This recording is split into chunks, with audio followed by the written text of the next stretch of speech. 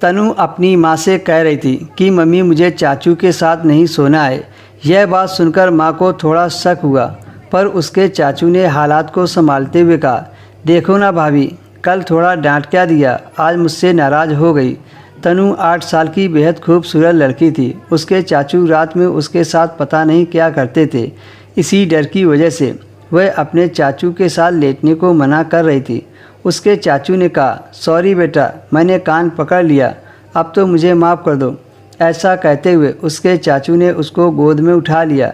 फिर अपनी भाभी से कहा, आप जाइए, नहीं तो छोटा बाल गोपाल उठ जाएगा और आपकी नींद खराब कर देगा।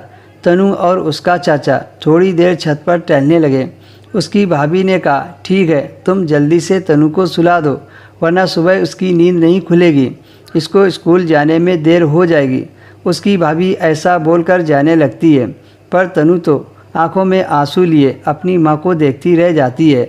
उसकी माँ के नीचे जाते ही तनु रोने लगती है और अपने चाचू के गोद से उतरने की कोशिश करने लगती है, पर उसका चाचा उसको अपनी बाहों में दबा लेता है, जिससे वो निकल नहीं पाती है। वह रोते हुए अपने चाचू को मारने लगती है और कहती है कि आप बहुत गंदे हैं, मुझे छोड़ो, मुझे मेरी माँ के पास जाना है।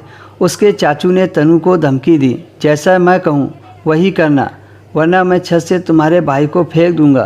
तनु डर के मारे चुप हो जाती है और जैसा वह कहता है वो करने को तैयार हो जाती है।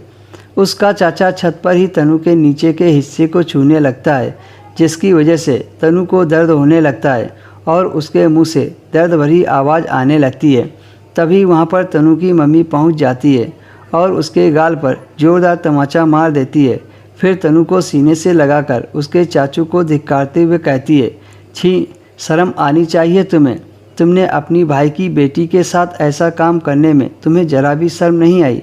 अरे शरीर में इतनी ही आग लगी है तो डूब मरो कहीं जाकर, घर में ही दरिंदे बैठे रहेंगे तो बाहर कैसे बेटियां सुरक्षित रहेंगी।